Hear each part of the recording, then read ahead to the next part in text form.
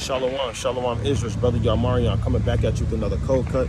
I'd like to give all praise to Yahweh by Hashem, Yahweh Shah, right? I'd like to give double honor to the men out there on the highways and byways, pushing this truth and honesty and sincerity, right? The Aquath out there holding down their households, right? Reverencing their husbands, right? Keeping the commandments, right? And the mighty children out there abiding in their parents' households as well, keeping the commandments under the circumstances that they're in, right? So that's what I want to go over, man. We don't deserve the kingdom.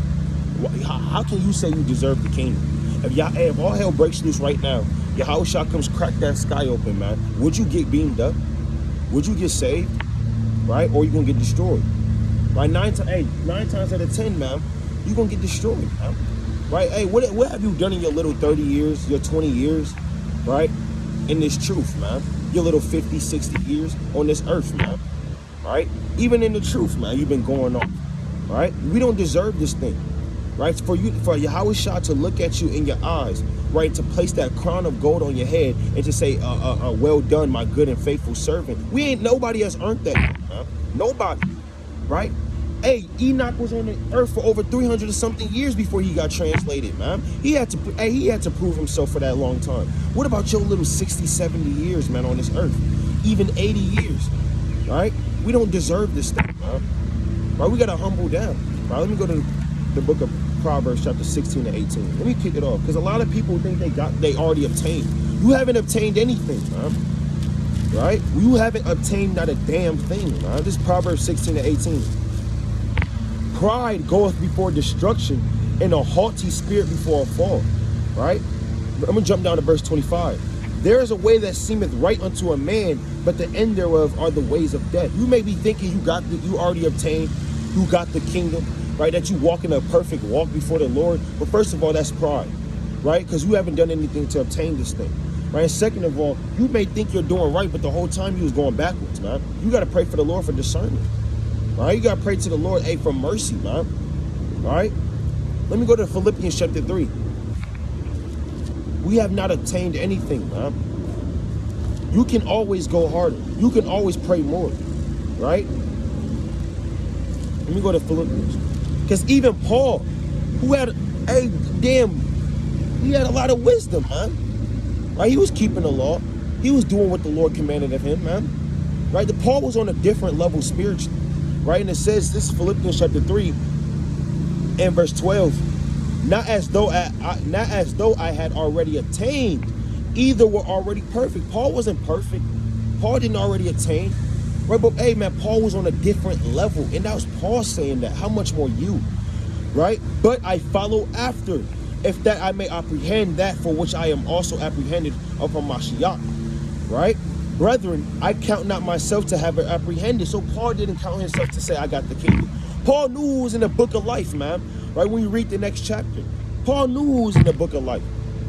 Paul knew the wisdom of the ancients. Paul knew deep, dark parables. Paul knew all these type of things that a regular man on the surface level didn't even know, man. Paul said he labored more than the apostles, man. The people that walk with Hamashiach. Paul knew that. But guess what? Paul didn't even attain. Paul didn't even apprehend. And it says, but this one thing I do, forgetting those things which are behind and reaching forth unto those things which are before. And that's what we got to do. You always got to keep striving forward. You can't look behind. You can't walk back. You have no time to walk backwards. You barely have time on this earth to even live. Every day, literally, you have to count every day as a day to get better. You can't waste any days in this thing. Every day is going to be counted against you, right? Literally, all hell can break loose at any second, man. And whatever wisdom that you had, whatever works that you have built up in your little 2-3 years in this truth, that's all you got. That's all you got, right? That's all you have, man. You know? So you got to continue. You got to make your calling and election for sure. And when Peter said, when Peter says that, man, that's not just saying in vain. You literally every day have to make your call and election for sure. Because all hell about to break loose in a matter of time. You're living in the end of the world, man. You don't have much time to stay in the spirit. You don't have much time to keep racking up on your works, to keep dropping videos, right? To keep the law. You don't got that much time. Because when that time happens, when all hell breaks loose, that's it. Whatever you have, that's what you have. All right? And it's 2 Peter chapter 1 and 10. And it says, Wherefore the rather, brethren, give diligence to make your calling and election sure. For if you do these things, you shall never fall. You have to give perfect diligence to make your calling and election for sure in this truth. All right? You have to. Because we don't got that much time in this thing, man. You don't got 900 years like damn Noah and our forefathers. Right? You don't even have over 100 years, 200 years. You got a measly 60 to 70 years, if that, by reason of strength, maybe 80. Hey, you already spent the first 20, 30, 40 of your years being wicked. Now you came into the truth. Right now you got a clean slate. Right? Even in the truth, you may have slipped up at some points. You may have gone off at some points. Right? And you got to account for those sins as well. But you still got to keep striving forward, man. Every single day, you can't waste, man. You cannot waste those days, man. You need those days. And guess what? You can't get those days back either. Right? That you messed up. You can't get those days back. You just got to kind of brush off yourself and make your calling and election for sure. Right? Let's get another precept. Shalak, yeah, the precept escaped me. All right? God, sorry, 2 Peter chapter 3.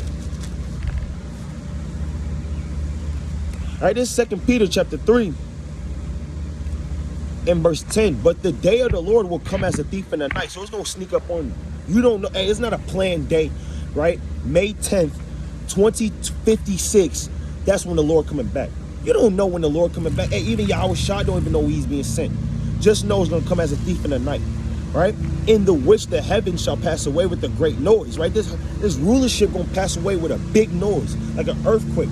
When that bomb go off, it's going to sound like something you have never heard before, right? And it says, then the elements shall melt with fervent heat, right? Those nuclear missiles going to be tearing away atoms, going to be tearing away molecules, right? It's going to be bad, man. And it says, the earth also and the works therein shall be burnt up. Seeing then that all these things shall be dissolved. So you know all of these things going to be dissolved, right? You know all of these things, right? All of these buildings, all of these trees, right? All of these houses, everything around you, grass, metal, seaweed, right? Weeds, damn, leaves, all of these things going to be dissolved. All of these things going to be passed away. So what? What manner of persons ought you to be in all holy conversation of godliness? Meaning, if you know all these things going to happen, if you know all these things going to be dissolved, and the Lord going to do it at a time that you don't even know, it can be at 3 in the morning, right? Esau banging on your door talking about where you at, where your Bible at, right? And guess what? It already kicked off, right? How much more should you act in these end times? How much more should you walk in circumspectly, man? Hey, you getting loose in this thing, man. You kind of slipping up. Right? You kind of, the first 2 years in this truth, you hold yourself to a higher standard. Now you kind of holding yourself to a little bit of a lower standard. Right? Talking about, it's okay. Right? I'm all good. Or I still got a few years.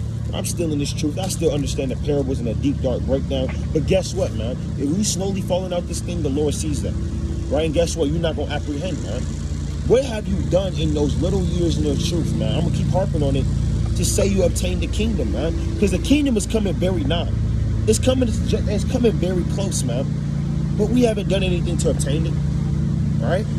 We haven't done anything to obtain these things, man. No, let me get another precept.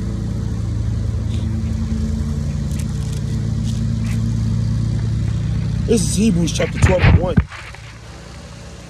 Wherefore, seeing we also are compassed about with so great a cloud of witnesses, let us lay aside every weight and the sin which doeth easily beset us, and let us run with patience unto the race that is set before us. Because you're in a race, man.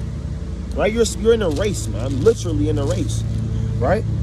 This is not the damn track meet, right? Where you get first place, you got second place, you got third place winners, right? Then you got fourth place. No, it's only first place, and the rest is losers.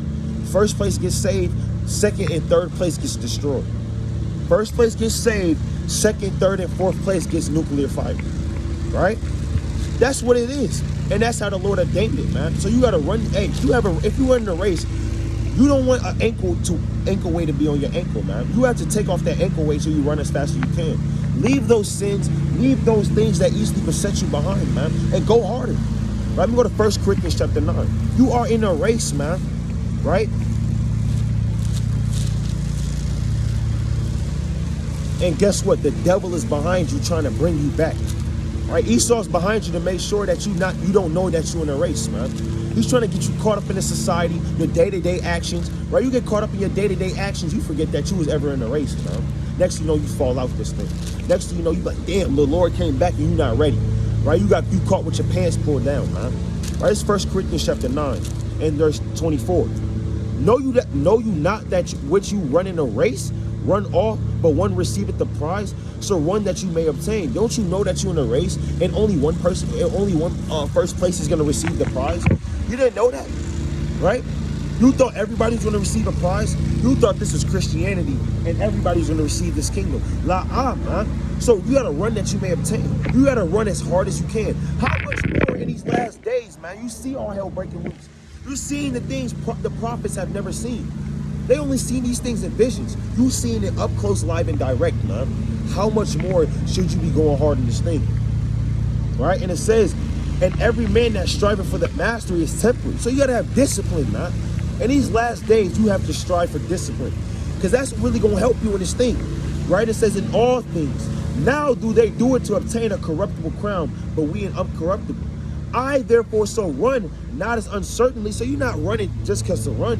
You're not running just because you feel like running this race. You're not in this truth. You didn't put fringes on. You don't go out there on the highways and byways and suffer persecution, right, from your family members and other people in this world, Esau, just to do it. You do it to attain an incorruptible crown.